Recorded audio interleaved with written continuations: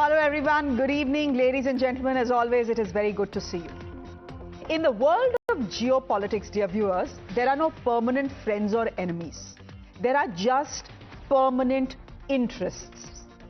It's a lesson that India will do very well to remember as we enter a sixth round of negotiations with the US over the trade deal on the 25th of August. It's not over yet.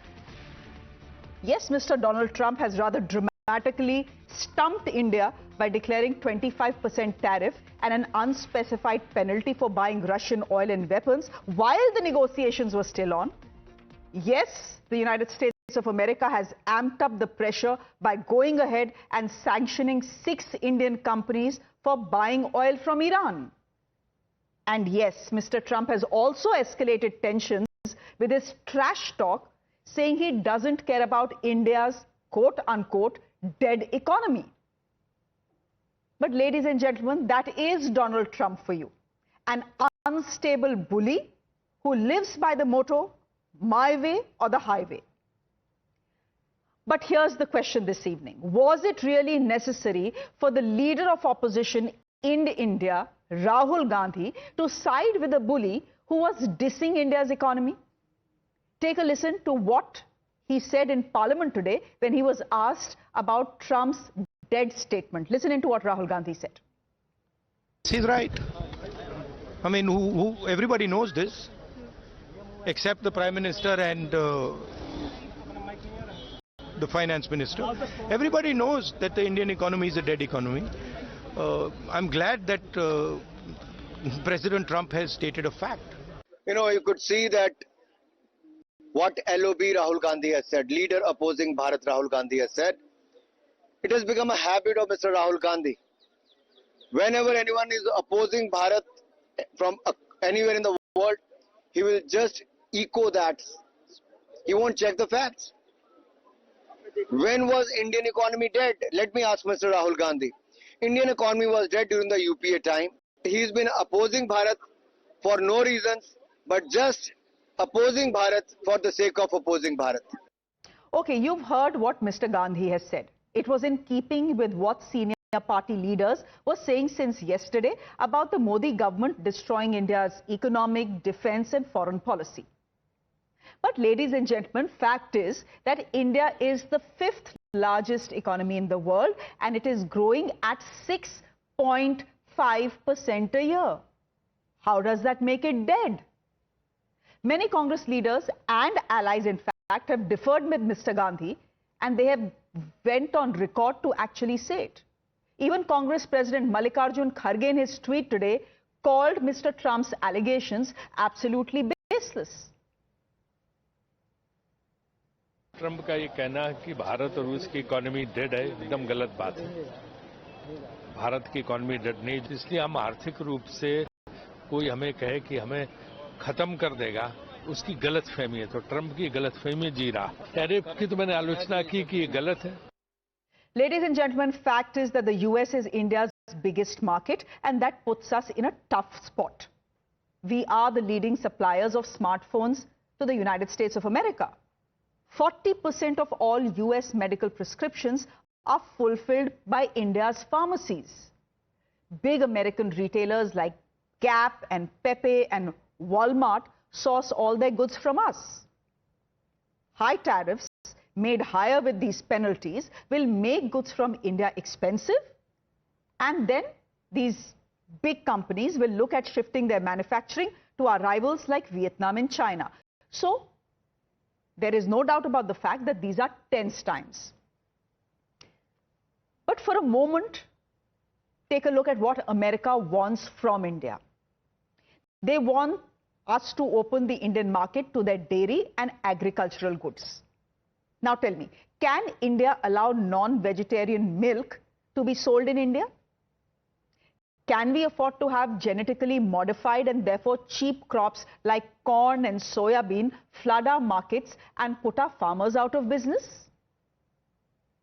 These were red lines that India had drawn in the talks. Today, the Commerce Minister Piyush Goyal, who has led India's negotiating team for months now, he didn't say much in Parliament except that India's interest cannot be compromised with. The Ministry of Commerce and Industry is engaged with all stakeholders, including exporters and industry, for taking feedback of their assessment of the situation. The government attaches the utmost importance to protecting and promoting the welfare of our farmers, workers, entrepreneurs, exporters, MSMEs, and all sections of industry. We will take all necessary steps to secure and advance our national interests. Ladies and gentlemen, it is clear from China and Vietnam's experience that the sudden tariffs are American pressure tactics to get the best deal for themselves. They will do what they have to do. But India will do what it has to do in its own national interest. Yes, the tariffs are a rude shock, but trade talks continue with America. At a time as sensitive as this, is political unity against a bully the right thing to do? Is berating your government over their failure at this point the right thing to do? The job of the opposition is to keep the government honest, to criticize it and keep it in line, keep it on its toes. But is this the moment where they need to back the government in the name of national interest? Is this the time to do it? My guest this evening, Deepak Reddy, national spokesperson of the TDP. Deepak ji, thank you very much. Karan Verma is an author joining us on the broadcast. Will be speaking on behalf of the BJP. Just by the way, the BJP is not participating in any debates related to Trump's tariffs. Sujata Paul, spokesperson of the Congress party. Sujata ji, thank you very much. Salim Dharanidharan, spokesperson of the DMK. Salim, good to have you on the show. Madhavan Narayan is an economist. He's joining us on the broadcast. Thank you very much, Mr. Narayan, for joining us. Sujata Paul, I'm going to come to you first. Does the Congress party really believe that India's economy is a dead economy? The party needs to make up its mind.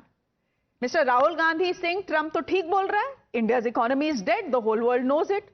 But your own party president, Mr. Kharge, is saying that Trump's statements are baseless. And of course, you've just heard what Rajiv Shukla has said. Good evening, Shreya ji, to you, to your audiences and my co-panelists. The fact of the matter is that India is facing an economic crisis. Rahul Gandhi ji has been saying this time and again, but the government refuses to look at the problem in front of it, refuses to listen to what Rahul Gandhi ji says. And he said it not, he's not saying it now. He said it even before COVID had appeared on the scene.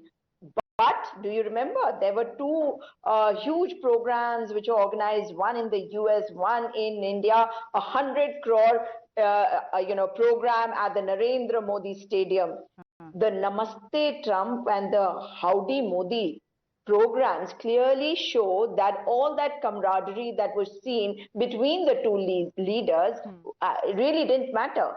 And there is no Vishwa Guru anywhere because this balloon has got punctured and it has been punctured by Rahul Gandhi ji inside Parliament, and that is why the Prime Minister has not been able to speak anything about Donald Trump. He has not been able to refute what Donald Trump said. He refuses to take his name. That might have been a strategy for him, but clearly he is scared of him, and that puts us in a difficult situation. Hey, Sujata, now, if we all have known friends who stab us in the back.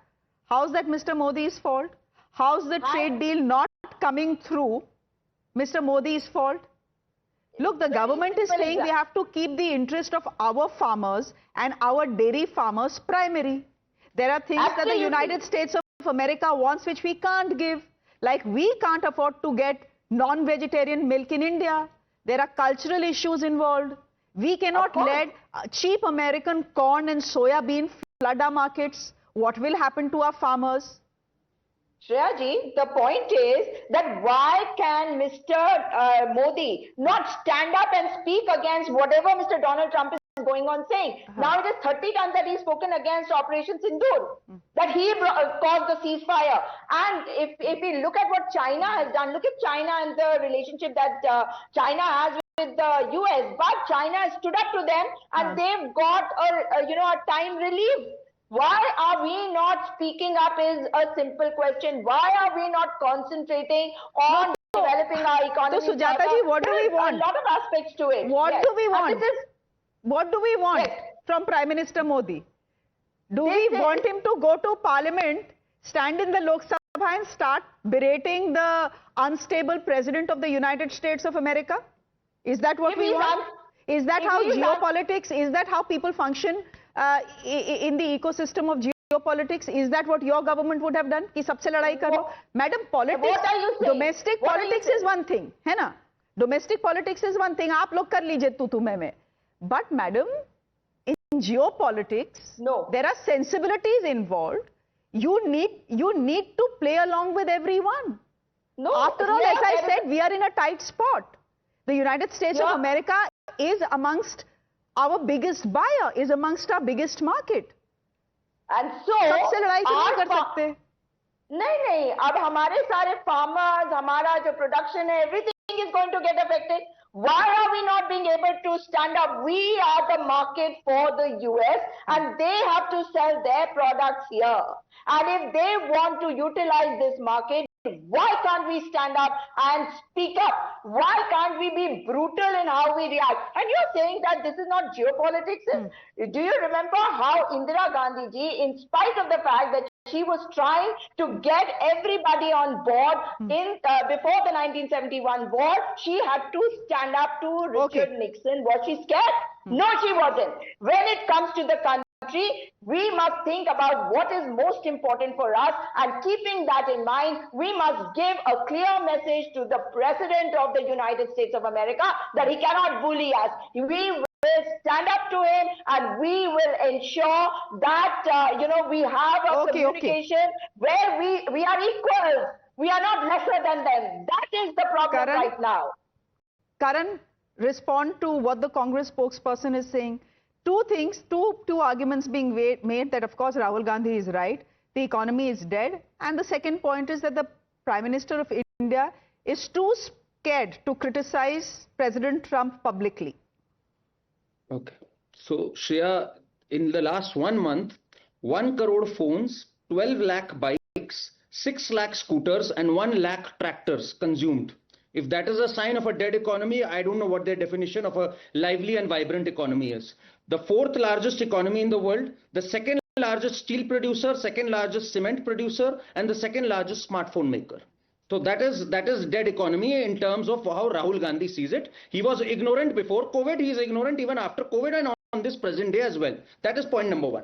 Secondly, does the worthy spokesperson from Congress know that we have slapped retaliatory tariffs on steel and aluminium against US, which we revised just recently? We slapped them back in 2019 and we've consistently held up with that. Does she know that? She doesn't know that. We continue to buy predatory drones from US when it deems fit to us. We continue to be a part of BRICS. We criticize China at Quad. We are a member of, we are representing ourselves at SC also. This is the tightrope of diplomacy that we walk on. You can't resort to name calling in the center of the parliament. If you don't have facts at your disposal, if you are so ignorant, then that is your problem. And let's not overestimate the problem here, Shreya. What is the percentage of US exports of our GDP? It is 2.2%. I'm not saying 2.2% doesn't mean much, but it is just 2.2%. We've weathered many storms in the past. I remember when we had done the Pokhran test, US imposed sanctions on us.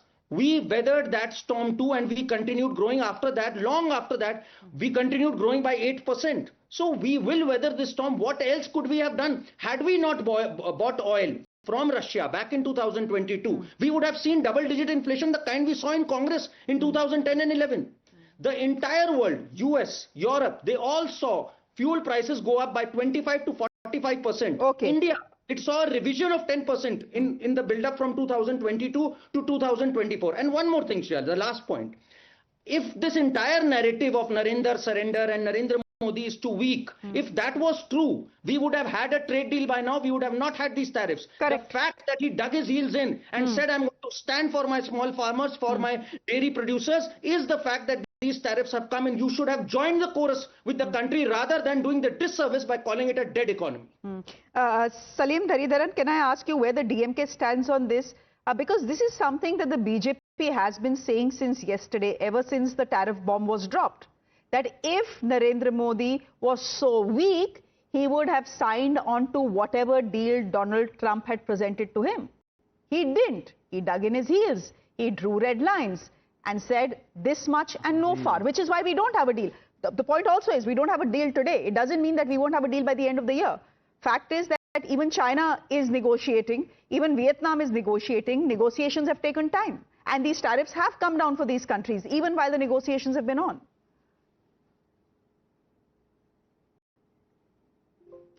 They call this to be a double-engine sarkar, rather a double-engine government. But unfortunately, there's a government without engine, and that's why it's crashing. See, only a naive man would compare economy in terms of the numbers are growing. We are a country of 140 crore people or 150 crore people. Look at the per capita GDP. In per capita GDP in the last 10 years after Modi has come to power, Bangladesh has overtaken us.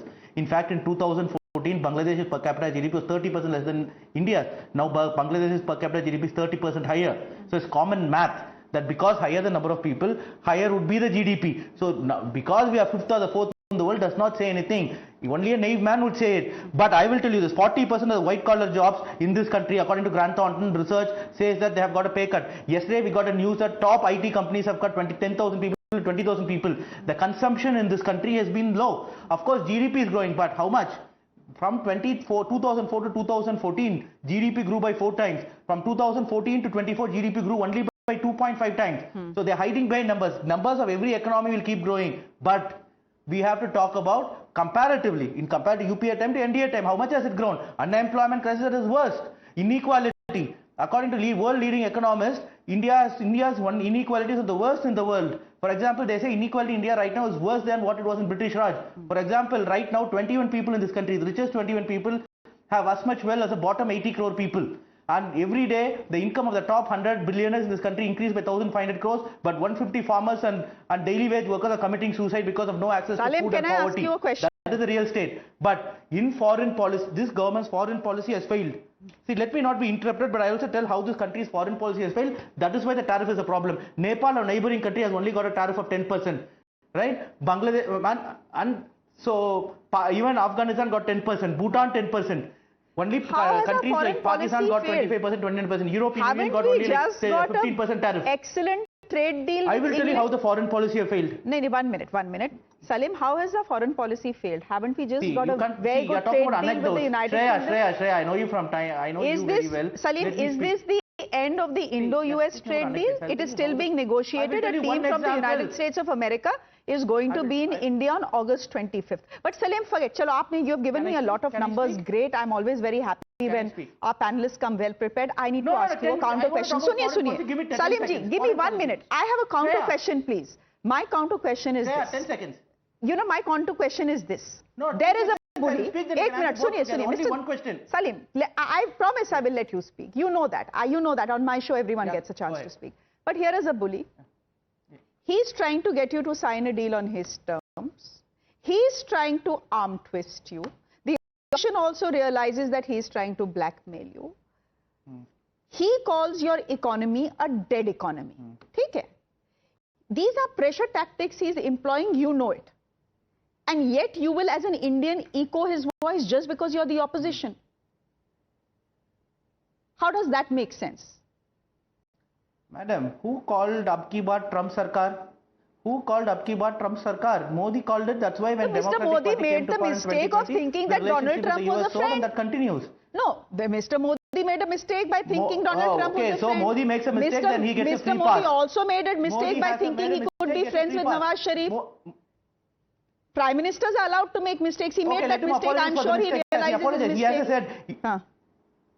Okay, so then why are you talking about mistakes made, alleged mistakes made 75 years back, right? One alleged mistakes is what this BJP government thrives on. I will tell you, Prime Minister Modi has called Trump as a true friend, special friend. household name in India. All these things he has called. But having said all that, I will tell you how the foreign policy blunder. One example, Russia. Prime Minister Modi visited Russia, no problem in visiting Russia. But there has been huge anti-Russian sentiments in Western European countries. Immediately from Russia, he goes to Austria. And there were protests there. Who will do it? You could have, he went subsequently to Ukraine. After visiting Ukraine, he would have visited Austria. These are the minor mistakes which have been blown big. Nepal, a friendly country, has been gone towards China. We know that. Bangladesh, because of internal politics saying Bangladesh have to be kicked out, we have a bad relation with Bangladesh. Sri Lanka has gone towards China. Do you diss your own country, Deepak Reddy? Okay, I understand, Mr. Dhari. India out, China in. Why? Why? Why is the foreign policy failed so badly? Deepak Reddy, would you want to respond to that? No, my limited point is, all of us can throw numbers at each other. My limited point is, there's a bully who is dissing your country to arm test you into signing a deal. Should you be siding with the bully, or in national interest for a change siding with the government? That's my limited point, and everyone is allowed to have their own points of view, which is why all of us are here. Let Deepak Reddy please go ahead. Mr. Narayan, I'll come to you in the end for a perspective, please. Shreya, your question is so clear. Any true Indian, the answer is pretty straightforward. But these members of this India ecosystem, after losing a hat-trick defeat and probably almost 100 other elections, they don't have any clue about what's going on in India. I don't suggest them meddling in international politics. Okay, now let's come to the US trade. Our exports to US is around 11%. Considering even 50% of it is going to get affected, it would be around 5% in exports, and the overall trade would be around 2.5%. So this is not the end of the world. The reason the government is not commenting is this is work in progress. So at this point, we don't want any irresponsible comments coming out, and we'll get the deal done. So there are two choices. One is the Congress choice to buck back. Another one is to play your card well. So, you have to be sensible when you're dealing in international, matters. Now, coming to India's GDP growth, it's 6.4 as against US's of 1.5. That is a 426% higher growth than the US. And India is the fifth largest economy and the fastest growing in the world. So, are we dead? The answer for that, I rest my case. But what's important here, there is one parrot in India which has been singing the song called Dead, Dead, Dead. I was shocked to see that parrot today with a sly smile and with a deviant mind and with sadism. Can you believe that when somebody says death to our nation, that parrot sings that way? Where are your loyalties? You have to support the nation in a positive manner. You can't talk low about our nation with every chance you get. You're doing injustice to this nation. This has been done during Operation Sindoor, and this is something which is painful. And what's important to note here, our stock market did not react in a negative manner because they have understood that this is a game which is going on. So Trump plays his card and we play our card. So this is not the end of the world. So this maturity is something what the opposition unfortunately lacks in our country. So, I think they should stick to domestic politics and not meddle in the international politics anymore. Okay, Mr. Madhavan, with domestic politics, one understands that tutu meme is absolutely fine. But when it comes to dealing with someone as unpredictable and honestly crazy like Donald Trump, do we all really need to be on the same side? You can argue that Mr. Goyal has failed in getting India a trade deal. It should have come sooner. We were the first country to start negotiating with the United States on a trade deal, etc., etc. You can criticize the government on many counts. But to parrot Mr. Donald Trump's sentiment and say that India's economy is dead, people will question where your loyalties lie. This whole idea, this concept of loyalty belongs in the age of feudalism. That is my problem, Shreya. We are using a language of imperial masters while we are not. In fact, let me quote Mr. Modi. He went and told Mr. Putin, which I really liked. He said, this is not the age of war. And let me paraphrase that and say, this is not the age of adulterated atavistic nationalism, with apologies to Mr. Tariff for using difficult words. This is the age of modern globalism in which democracy involves criticizing the government whether if you've seen the way the Democrats are behaving with Mr. Trump, if you see the way the Labour Conservatives are behaving with Mr. Keir Starmer or Mr. Starmer himself when he was in the opposition, this is the way democracies function in the modern world. I want your viewers to understand the word modern and use it every morning in the bathroom so that we know that some of the outdated vocabulary that has entered our politics has to be brought back kicking and screaming into modernity. Having said that, let me say Mr. Rahul Gandhi has used the word dead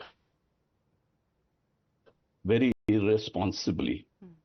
It is an act of irresponsibility, and you know me, I don't bat for any individual. Correct. I don't bat for Mr. Modi also. Mr. Modi has been irresponsible in diplomacy. For the past 10 years, he's been showing a body language and a bluster in which he goes and tells Pakistan, "Goli ke jawab mein gola denge." That sounds good, but he has not even used 10% of that when it comes to the bully called Mr. Trump, and he has to pay the price for it. But the good news is that Dr. Jaishankar, who's our foreign minister, has been speaking much more responsibly on this, has been quietly going to China, doing deals with Russia. You know, usually people are accused of not living up to their words. In India, the action has been better than words as far as diplomacy is concerned, because we are still talking to Iran, we are still talking to China, and Karan Verma ensures that the absence of a BJP spokesperson is not felt here, and therefore we do get the perspective well from all sides. But having said that, diplomacy is one field in which Mr. Modi has got out of the crease, to use the cricketing language, and is being rightly stumped, because we have to understand that foreign policy is not about hugging and kissing. It's about firm handshakes that reveal a lot. There's a lot of body language. I'm sorry, Shreya, but this program is not just being watched by the regular viewers of Times now. Diplomats are watching it. Global people are watching it on YouTube. And you have to talk in a way that you have a 360-degree credibility. Does our government have it? The answer is no. Okay, we'll leave it there then. I think we've heard from all sides, and I'm afraid, Mr. Narayan, your line is a bit patchy. I wish we could continue this conversation for a little bit more. But I'm glad that we could get all points of view in. So thank you all very much. Deepak Reddy, Karan Verma, Sujata Paul, Salim Dharanidharan and Madhavan Narayan. Thank you very much. I know we could have gone for another 20 minutes and Salim is not looking very happy. He wants to say more, but we'll leave it here for today, Salim. Thank you very much for joining us. On that note, a break. There's news on the other side. Do stay with us.